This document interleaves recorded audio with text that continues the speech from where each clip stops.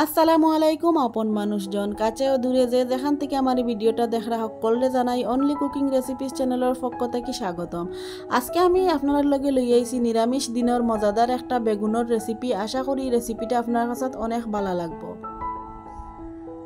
রেসিপিটা বানানোর লাগি প্রথমে আমি একটা মশলা রেডি করিয়া নিমু। এর কারণে আমি আগে থেকে মিডিয়াম সাইজের 4টা পেঁয়াজ ওলাখান কাটিয়া নিছি। আর লাগবো আমার 2টা রসুনের কোয়া আর নিছি পাতলা পাতলা করে 3 পিস আদা। মিডিয়াম সাইজের 2টা টমেটো ওলাখান টুকরা টুকরা করিয়া নিছি। এখন সবগুলা আমি একলগে একটা ব্লেন্ডারে ব্লেন্ড করিয়া নিমু। মশলাগুলো আমার ব্লেন্ড করা হয়ে গেছে। এখন বাটিটা আমি এক সাইডে রাখি দিমু। ইনো আমি 2টা মিডিয়াম সাইজের বেগুন ওলাখান একটু মোটা মোটা টুকরা টুকরা করিয়া কাটিয়া নিছি। আর আমি কাটার পরে লবণ পানির মাঝে কত সময় ভিজাইয়া রাখছি। আর লবণ পানির মাঝে যদি ভিজাইয়া রাখা হয় বেগুন কাটার পরে বাজার সময় তেলটা কম সুপ করে না হয়, বাজার সময় অনেকগুলা তেল বেগুনের ভিতরে ঢুকি যায় আর খাইতে ভালো লাগে না। 1/2 চামচ হলুদ গুঁড়া, 1/2 চামচ মরিচের গুঁড়া আর কিছুটা লবণ, 2 টেবিল চামচ আমি নিরাম কর্নফ্লাওয়ার দিয়া বেগুন যদি ওলাখান মাখানি হয় তাইলে বাজার সময় একটু শক্ত শক্ত থাকে, খাইতে ভালো লাগে। আতর কাঁচা যদি কর্নফ্লাওয়ার না থাকে তাইলে আপনারা এইখানেও ময়দাও দিতে পারেন। এখন সবগুলা আমি একলগে বেগুনের লগে মাখাইয়া নিরাম, খুব ভালো করে মাখাইতে হইব। আমার মাখানি হয়ে গেছে। এখন আমি তেলও বাজি লিমু। তেলও বাজার লাগে আমি কেন একটা কড়াইয়ের মাঝে কিছুটা তেল আমি গরম করিয়া নিছি। এখন একটা একটা বেগুনের পিস আমি তেলের মাঝে দিয়া বাজিয়া নিরাম। একলগে আমি সবগুলা বাজতাম না।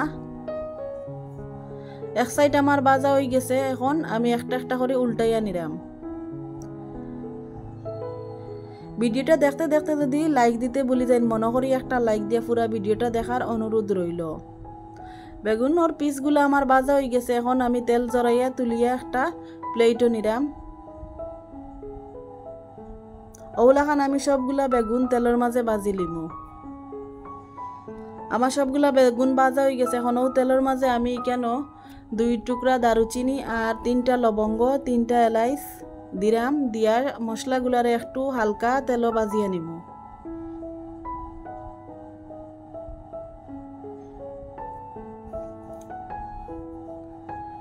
এখন আমি কেন দিলাইরাম আগে যে রেডি করে রাখলাম মশলার পেস্ট, ওগুলা দিয়া এখন তেলের মাঝে আমি কত সময় একটু ধৈর্য দিয়ে 3 থেকে 4 মিনিট বাজতে হইব। যত বেশি এই মশলাটা বাজা হইব সুন্দর, তত বেশি এই রেসিপিটাও খাইতে অনেক ভালো লাগবো। মিডিয়াম আছে কিন্তু বাজতে হইব আর একটু সময় নিয়ে বাজা লাগবো।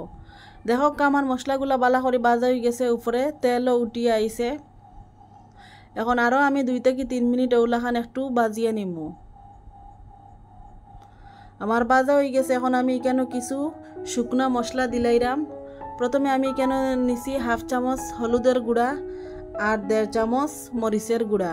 জাল আপনারা পছন্দ মতো নিবা, কম বেশি করিয়া। আর দিরামি কেন 1 চামচ ধনিয়া গুঁড়া আর 1/2 চামচ বাজা জিরার গুঁড়া। বাজা জিরার গুঁড়া দিয়া কোনো তরকারি রান্ধিলে অনেক ভালো লাগে খাইতে। এর কারণে আমি সব তরকারির মাঝে বাজা জিরার গুঁড়া দেওয়ার চেষ্টা করি। স্বাদ মতো লবণ দিয়ে এখন আমি সবগুলা মশলা একলগে আরও 2 থেকে 3 মিনিট বাজমু।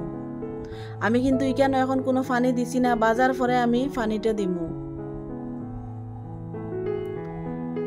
আমার খুব ভালো করে মশলাগুলা তেল বাজা হয়ে গেছে।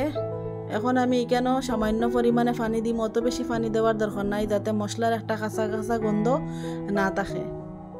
পানি দেওয়ার পরে আবারও আমি ভালো করে একটু মিশাইয়া নিলাম।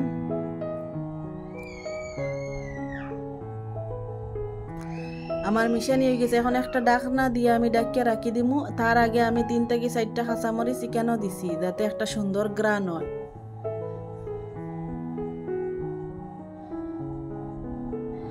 ডাকনা তুলিয়া দেখো খুব সুন্দর একটা কালার আইছে। আর যতটুকু আমি তেল দিছিলাম সব তেল কিন্তু মশলার উপরে উঠিয়ে আইছে।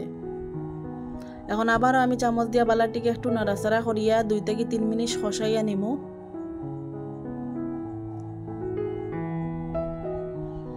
আমার মশলাটা কষানি হয়ে গেছে। এখন আমি আবারও এইখানে পরিমাণ মতো পানি দিলাম। আমি যতটুকু বেগুন নিছি ও অনুপাতে কিন্তু পানি দিলাম।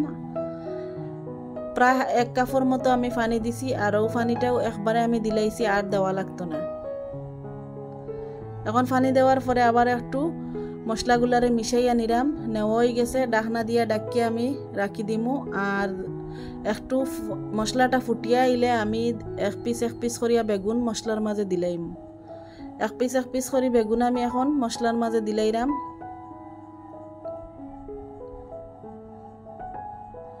দেখা আমার সবগুলা বেগুনের পিস দেওয়া হয়ে গেছে। এখন আমি ডাকনা দিয়ে একবারে লো আছে 10 মিনিট রান্নু।